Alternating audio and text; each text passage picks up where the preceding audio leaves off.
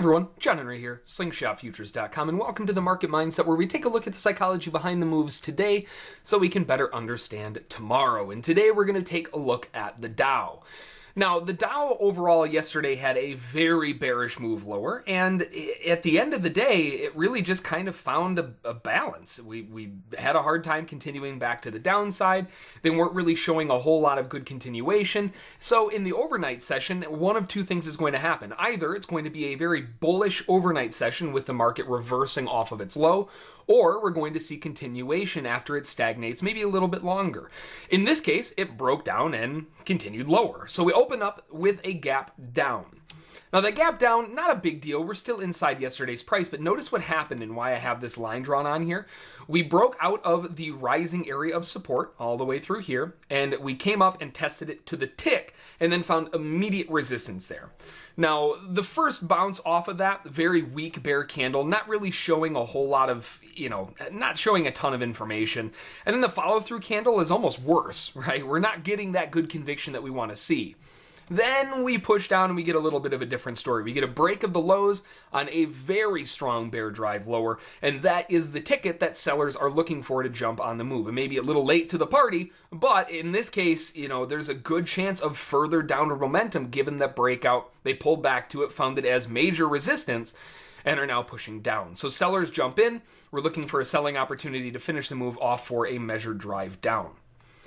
Now, after we get that measured drive down, again, it's one of those situations where are we going to find a base and then reverse, maybe get a bigger pullback for sellers to sell into, or are we just going to keep falling out of bed? Well, in this case, we found a base, and you can see they put in a little bit of a floor right there. We had a hard time there, couldn't get past it. The buyers tried coming in, and they didn't do so well either, but when the sellers came in, they couldn't get continuation. So now we're starting to get a little bit iffy. We need something to get the market going here. We get a very strong bull bounce off of that. There will be buyers that, for whatever reason, want to go counter trend and try to buy into that move, and it inevitably traps them in. It pops its head above. Not only does it trigger in buyers there, but it also taps its head just above that little swing high that was made, so it's a double trap.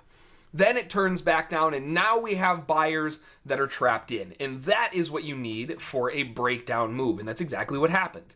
We trapped in the buyers, shoved right back down. No buyer in their right mind is going to hang on through a candle that looks like that in this context. They all exit, and that causes a beautiful drive lower for sellers to sell into once again. Now, like we always say, once support turns resistance, what happens? We find support, they put in a nice little floor right there, pretty obvious. When they break out of it, they come back to it and they retest it, and it turns into resistance. Now, the first time they test it, not the best looking candle in the world, but when the buyers tried coming in and completely fell apart on the very next candle, pretty big clue as to what is going to happen next, and that led into the final drive of the morning to get that push back down to a new low. So overall, just a great day of trading on the Dow.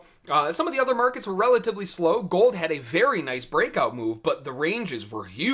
So, if you don't mind taking 70 ticks of risk, you would have a lot of trades on gold. Outside of that, though, pretty calm and quiet day today across the board. And just some great examples of technical analysis in combination with market psychology. So that's going to do it for this one. Hopefully you found it useful. Hopefully you found it entertaining. And we'll see you next time.